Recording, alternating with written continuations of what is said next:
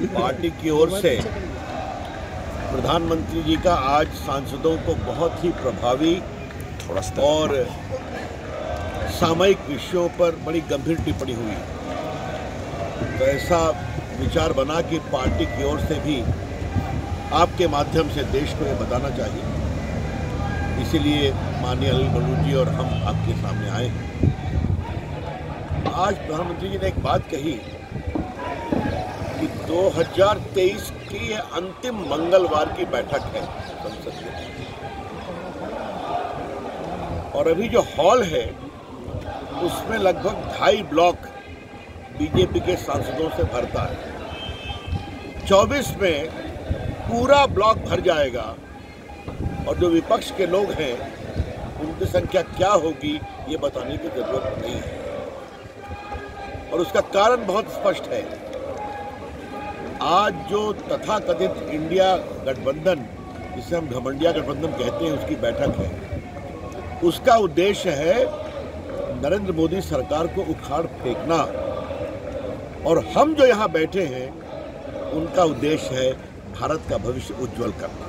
कर्ता का भाव जिंदा है, उससे मन को बहुत संतोष मिलता है कि जिस संगठन के विस्तार में पीढ़ियों ने अपना जीवन खपाया वो परंपरा चलनी चाहिए, ये बहुत ही आवश्यक है। मित्रों, जो वर्तमान संसद में हुआ इसको लेकर प्रधानमंत्री जी ने बहुत पीड़ा व्यक्त की। संसद चर्चा का विषय है, कई गंभीर बिल जिसे देश के विकास का और रास्ता बढ़ेगा उस पर चर्चा होनी चाहिए, और ये जो ब्लॉक कर रहे हैं, जो अवरोध पैदा कर रहे हैं, ये उनकी हताशा है 3 प्रदेशों में हार के कारण। तो उस हताशा की खींच को निकालने के लिए संसद में अवरोध पैदा किया जा रहा है, और उससे बड़ी चिंता की बात यह है कि जो नौजवान बच्चे लोगों ने कुछ किया उसको डायरेक्टली इनडायरेक्टली जस्टिफाई करना, ये तो और भी चिंताजनक है लोकतंत्र में। How can any party believing in democracy can seek to covertly और ओवर्टली, डायरेक्टली और indirectly justify what happened in the parliament? उसकी जांच हो रही है, उसकी होनी चाहिए। तो इसका मतलब यही है कि विपक्ष के लोगों को मालूम है कि उनको विपक्ष में ही बैठना है, इसलिए अपने चाल, चिंतन और सोच में कोई बदलाव नहीं कर रहे।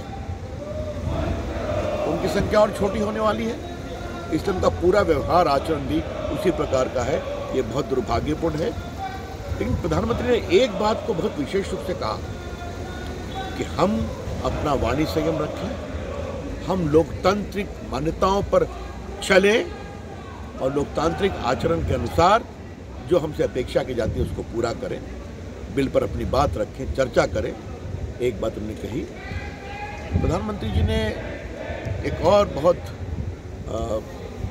भावुक बात बताई कि अभी वो गए थे काशी में, तो विकास यात्रा में उन्होंने स्वयं देखा इससे क्या बदलाव हो रहा है, और किस तरह से नौजवान बच्चे बच्चियां अपेक्षा कर रहे हैं, ये भी देखा उन्होंने। एक जो उन्होंने बड़ी बात कही वो ये कही कि काशी तमिल समागम में उन्होंने पहली बार अपने भाषण में AI का प्रयोग किया, और जो तमिलनाडु से लोग आए थे तो उनके भाषण को साइमल्टेनियसली सुन रहे तमिल में।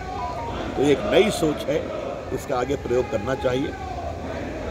परंतु प्रधानमंत्री जी ने कहा छुट्टियों का समय आने वाला है, तो मैं आपसे आग्रह करूंगा सीमांत गांव पे जाइए और देखिए वो कैसे टूरिस्ट हब बन रहे हैं। उन्होंने विशेष रूप से गुजरात के ढोरा गांव की चर्चा की, क्षमा करिए, जो सरहद के पास है पाकिस्तान के पास, और उस गांव को ग्लोबल टूरिज्म का बेस्ट अवार्ड मिला है। तो ऐसे गांव में जाना और प्रोत्साहित करना, पार्टी की ओर से मैं यही कहूंगा कि आज प्रधानमंत्री के भाषण से हम लोग बहुत उत्साहित हैं। एक तरफ निराशा है, हताशा है, अवरोध है, एक तरफ आशा है, विकास है, और हिम्मत से काम करने का जज्बा है। ये स्पष्ट लगा, तो हम सभी पार्टी की ओर से प्रधानमंत्री का बहुत अभिनंदन करते हैं। उन्होंने जिस तरह का मार्गदर्शन, थोड़ा तो अंदर सोचना चाहिए कि क्यों हार गए। इसे हार नहीं कहते हैं, इसे जनता के द्वारा पिटाई कहते हैं। इसके बावजूद कुछ तो चाल चलन में बदलाव होना चाहिए। अब ठीक है, वो करते हैं तो जिस जगह पर हैं आप देख रहे हैं, 24 के बाद और सिकुड़ जाएंगे। जो 18 साल के पहले वोटर बनेंगे वो 10 साल से हमें ही देख रहे हैं। विकास, इंडिया का दुनिया में चमकता हुआ व्यक्तित्व, उनको अतीत की जानकारी नहीं है। तो हम लोग इस बात की चिंता करें कि नए वोटर्स को, जब वोटर्स डे का कार्यक्रम होगा तो अतीत में इस देश में क्या क्या हुआ और अभी क्या बदलाव हुआ है ये बताएंगे।